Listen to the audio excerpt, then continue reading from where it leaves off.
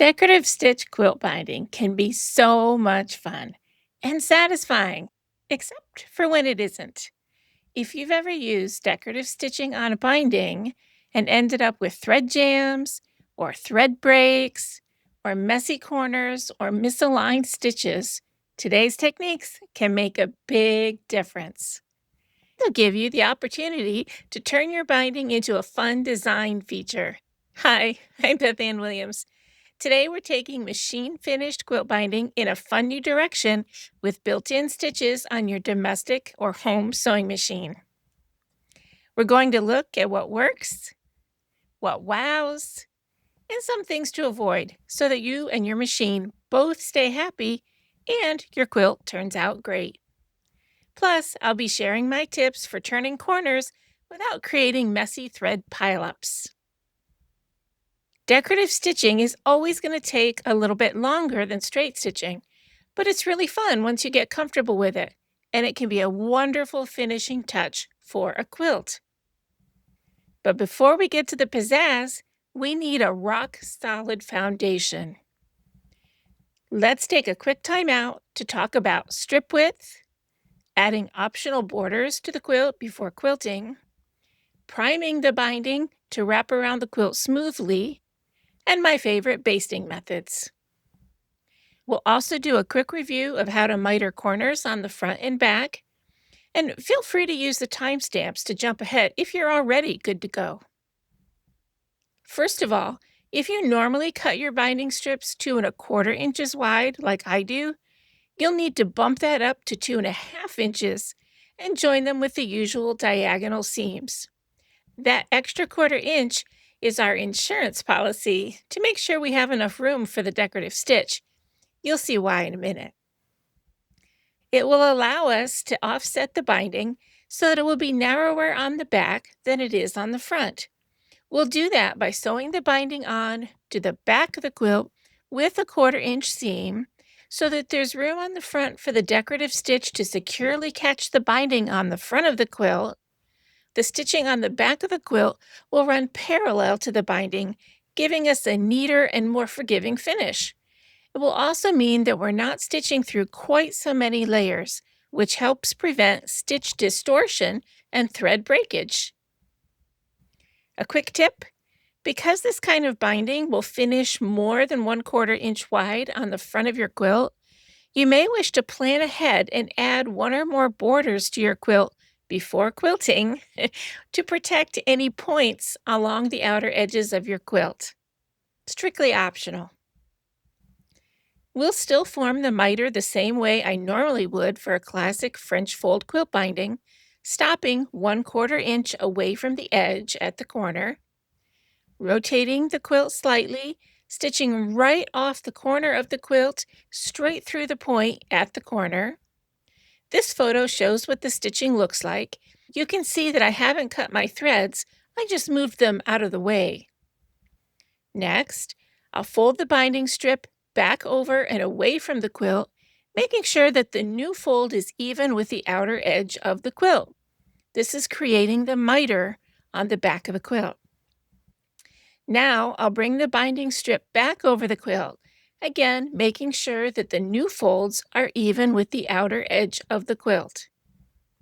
Then I'll slide the whole thing back under the presser foot and resume stitching at or just a couple of threads in from the corner. Skipping ahead a little bit, and this is for my friends who find constant pulling hard on their fingers, we're going to prime the binding. A quick press to guide the binding strips away from the stitching line means the binding will wrap around to the front of the quilt more smoothly and easily later. Because the corners are mitered, they won't lie flat, but you can still use the tip of the iron to get in there. Finally, secure your layers. For this quilt, I used clips. Now, I know some of you are no pins and no clips quilters, and I respect that. But for decorative stitching specifically, keep in mind that you're stitching through a lot of layers, and they need to be moving as one as they go back and forth through your machine. For glue basting, Choose a water-soluble glue such as Roxanne's Glue-basted or even Elmer's washable school glue or something similar. Either way, just use a tiny, tiny bit. Don't glop it on, and heat set it as you go so that the glue will be completely dry when you stitch through it and you won't get any stickiness on your needle. I find glue basting the free edge of the binding particularly helpful when I'm planning to use decorative stitching. It lets me focus entirely on the stitch and on the corners instead of managing pins or clips. Here's a mitered corner review in slow motion. I'm pulling that down. It's just like wrapping a present. I'm using my fingernail to create a nice crease on that 90-degree angle. Then I'm folding it up. And I want to make sure that the tip there at the top of the fold is even with the previous edge of the binding. There we go. Looks pretty good. And I'll stick a clip on there. Easy peasy. Now for the fun part, choosing your vibe. Do you want the decorative stitching to pop? Or do you want it to be a more subtle surprise? Both are valid choices. Just be intentional about it. That intentionality is actually the thread, pun fully intended, that runs through this whole tutorial. If you want high shine pizzazz, a 40-weight Trilobal polyester top thread catches the light beautifully and comes in both solid colors and beautifully variegated colors. If you want something a little more subtle, a 40-weight or all-purpose 50-weight matte cotton gives a lovely, softer texture. Either way, you can choose a thread color that will pop, blend completely, or offer a subtle hint of color. It's up to you. The technique stays the same, but your stitch and thread choices can completely change the look. The what to avoid here is a needle that's too large for your thread.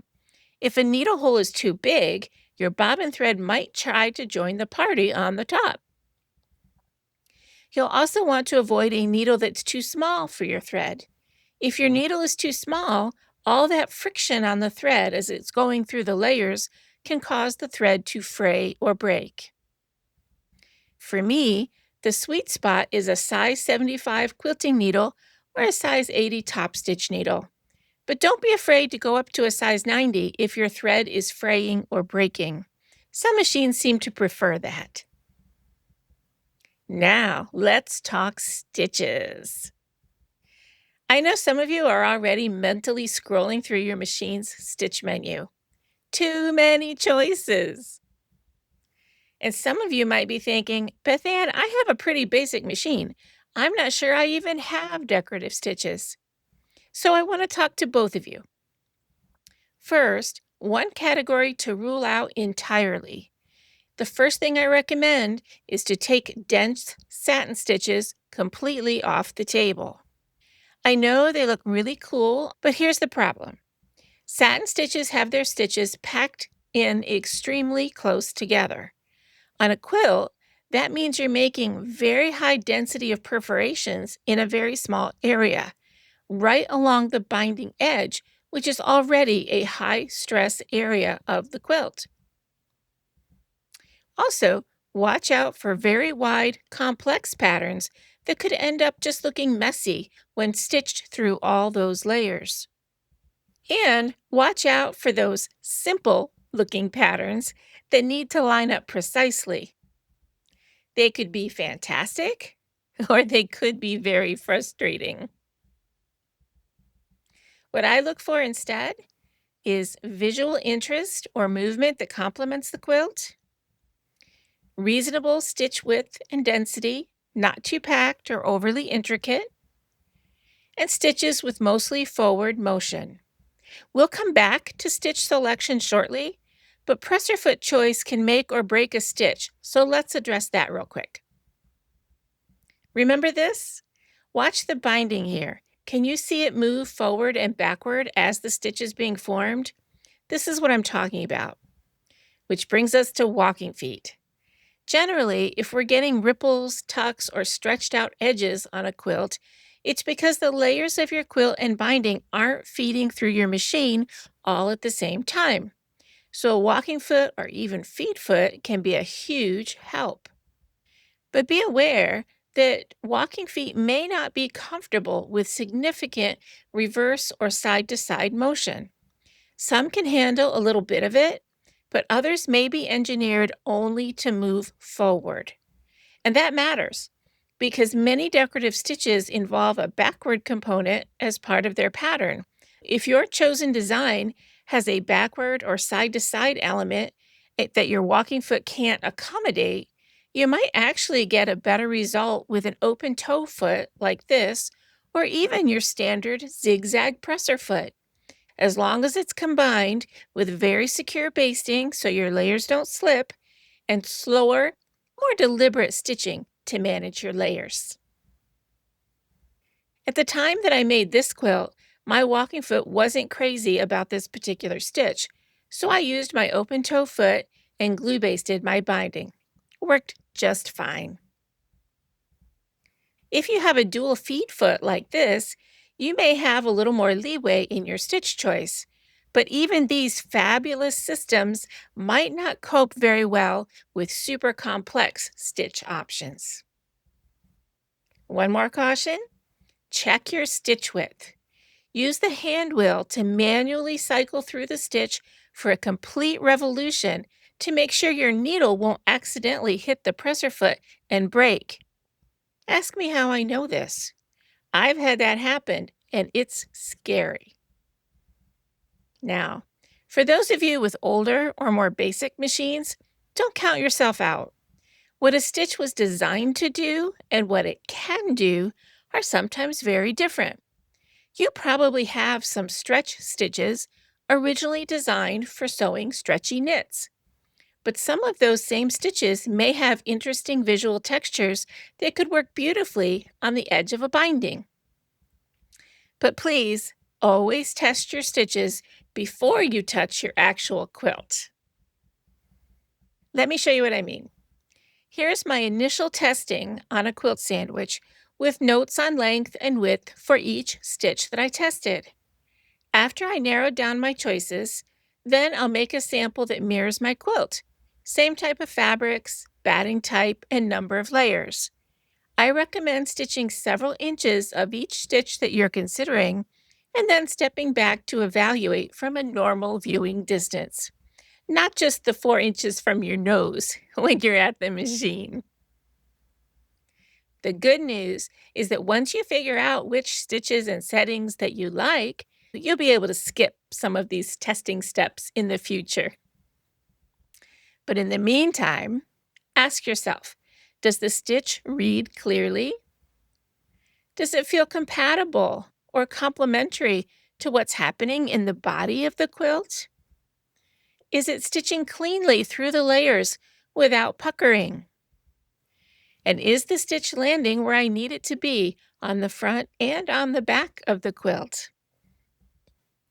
Don't be afraid to adjust your stitch length and width from the default. Even small adjustments can make a noticeable difference sometimes. On a binding edge, a slightly larger version of a chosen stitch might reduce puckering, while a smaller version of another stitch might do a better job holding the edge of the binding down securely. So it's all about finding that balance. Let's talk corners, as that's where a lot of people either avoid decorative stitching entirely or run into trouble. And I understand why. Corners require decisions, but they're absolutely manageable. It may be a little tricky to see here, but there's a notch on my presser foot, just a tiny one, directly behind the needle. That's going to be my secret weapon. I'm going to use that notch or mark to keep the edge of my binding aligned and my stitching centered.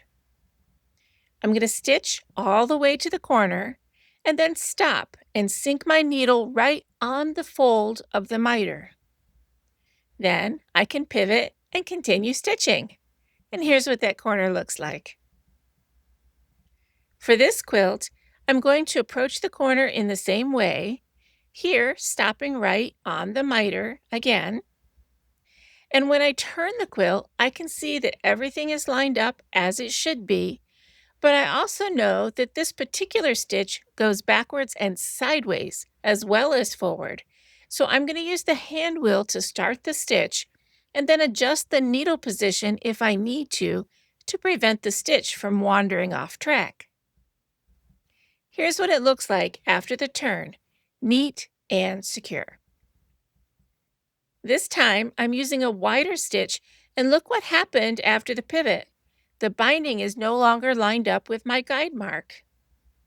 So I very carefully raised my needle to its highest position, slid the quilt over the width of just one stitch to get lined up again, and then sank my needle to take the photo before resuming stitching. And here's the finished corner. The goal is that the corner looks neat and intentional. It doesn't have to be perfect, and you don't have to make all four corners match. Just aim for tidy. Looping back to troubleshooting, let's head off issues like uneven stitches, tunneling, or puckering along the stitch line. Problems like these almost always come from one of three things. First, thread tension. Check to make sure the bottom thread isn't being pulled to the top or vice versa and adjust. Next, are the layers moving at different rates? This is where a walking foot or dual feed foot really earns its keep. And finally, stitch density. Try reducing the density of the stitch slightly, typically by making it a little bit longer and or a little bit wider. Keep the adjustments small each time and test as you go. There's something really satisfying about a binding finish that feels like it was meant for that quilt. Remember, you don't need a machine with every stitch in the universe to get there. You just need a little patience and the willingness to try things before you commit. That's really it. And once you start looking at your stitch options this way, you may find yourself seeing your sewing machine a little differently. I'd love to know what you're working on and whether you ever play with your decorative stitches.